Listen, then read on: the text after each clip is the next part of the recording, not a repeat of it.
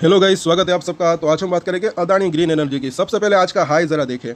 बोला था मैंने कि 1040 एक हर्डल हो सकता है, ये लेवल क्रॉस होता है तो 1100 तक जाने की संभावना रह सकती है, लेकिन इसको क्रॉस नहीं कर पाया, नीचे आया, 1010 के आसपास का सपोर्ट लिया।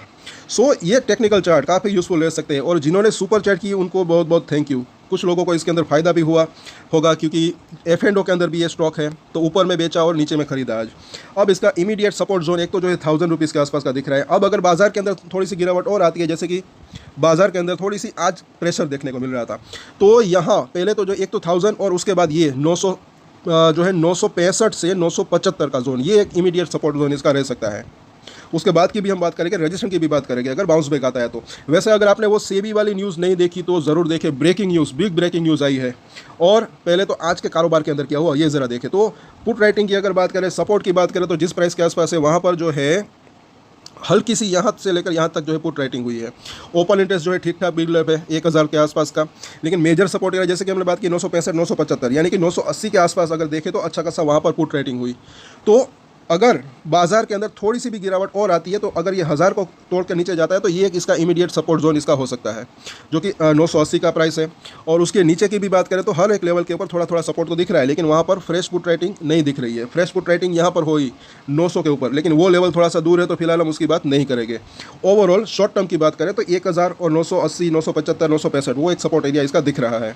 और इस तरफ देखें तो क्या हो रहा है, हमने बात की थी कि अभी भी हैवीली यहाँ पर जो है कॉल राइटर्स बने हुए हैं, यहाँ पर नीचे में भी बने हुए हैं, तो एक हर्डल अभी भी ये लग रहा है, और बिल्कुल आज वही हुआ। अभी भी ये 1040, 1020 एक अच्छा खासा हर्डल रजिस्टेंस दिख रहा है। ये लेवल पार होता है तब ये जो है ऊपर जा सकता है, जो कि 1100, 1080 तक एक फिर रजिस्ट्रेशन एरिया रह सकता है। बाकी अभी भी 1000 के ऊपर भी जो है अच्छा खासा ओपन इंटरेस्ट बिल्डअप है।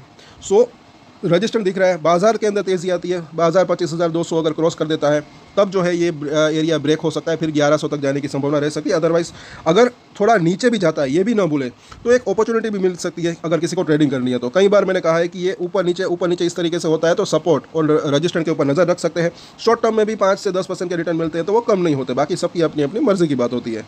यहाँ पर जैसे कि देखें बुलिंजर बैंड, यहाँ पर जो है नीचे आया था, यहाँ पर नीचे आया था, अब वापस से ऊपरी लाइन तक पहुँचा। ये तीनों ही लाइन के अंदर डेली चेंजेस होते रहते हैं। पहला सपोर्ट एरिया यहाँ पर भी 940 अभी तो है, लेकिन ये लाइन धीरे धीरे ऊपर जा रही है, तो 950 960 तक आने वाले समय में आ सकती है, लेकिन ये 940 भी अच्छा सपोर्ट हो सकता है। यहाँ पर वीकली चार्ट जरा देखें, मेजर सपोर्ट एरिया अभी भी 930 के आसपास का हो सकता है, क्योंकि वहाँ पर है मिडिल लाइन, और इसको पिछले हर सप्ताह जो है क्रॉस किया। ऊपरी लाइन 1075 के आसपास दिख रही है, यानी कि 1100 के आसपास। तो थोड़ा सा कंसोलिडेशन होकर अगर बाउंस बैक आता है, तो यहाँ तक वापस से आने की संभावना रह सकती है, या फिर हो सकता है कि ये पूरा हफ्ता थोड़ा सा कंसोलिडेशन बना रहे। लेकिन ये एक जब तक इसके ऊपर है 930 के, तब तक ऐसा लग रहा है कि स्ट्रेंथ बनी रह सकती है, और 1100 तक जाने की संभावना रह सकती है। और अगर यहाँ पर आया तो ये जो लाइन है ये ऊपर इस तरीके से कर्व लेना भी स्टार्ट कर सकती है, फिर और तेज़ी की संभावना रह सकती है। और RSI की बात करें तो 62 पे ऊपर है, तो अभी भी स्ट्रेंथ बनी हुई है ऐसा लग रहा है। और ये ज़रा देखें फिबोनाची के नए रिट्रेसमेंट, ये जो है ये रिसेंटली यहाँ से लेकर यहाँ तक की जो तेज़ी अच्छी खासी आई, उसके रिट्रेसमेंट है। प्राइसेस के अंदर थोड़ा सा डिफरेंस हो सकता है। तो पहला इसका सपोर्ट एरिया ये 1000 रुपीज़ के आसपास का दिख रहा है, आज थोड़ा सा उसके ऊपर इसने सपोर्ट लिया।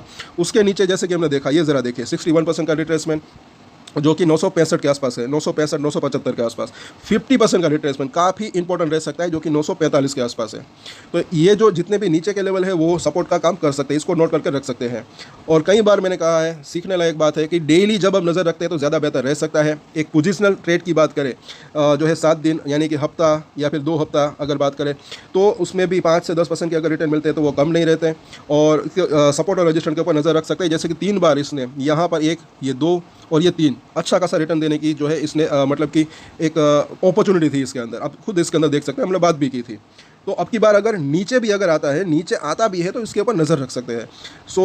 1015 का प्राइस है, तो पहला सपोर्ट एरिया जैसे कि आप समरी ले लें तो 1000 का जोन, उसके नीचे 965 से लेकर 975 ये 2 सपोर्ट इसके दिख रहे हैं, और मेजर सपोर्ट एरिया 930 से लेकर 940 यहाँ पर इसका जोन दिख रहा है। तो इन सभी सपोर्ट के ऊपर नज़र रख सकते हैं।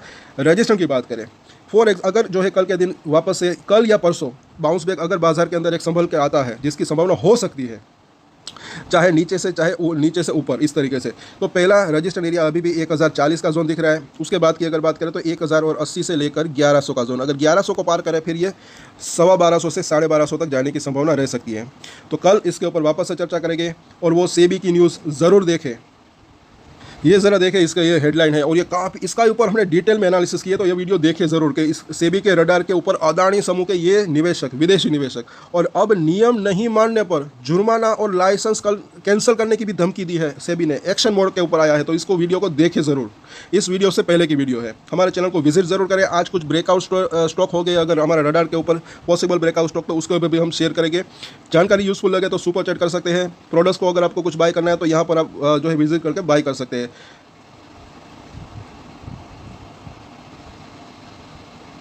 और एक स्टैंडर्ड डिस्क्लेमर जो कि मैं हमेशा देता हूँ, आप कोई भी ट्रेड ले उससे पहले अपनी रिसर्च करें, अपने फाइनेंशियल एडवाइजर की सलाह ले, उसके बाद ही कोई डिसीजन ले, और डिसीजन ले तो उसकी जिम्मेदारी मैच्योरिटी के साथ खुद ही ले।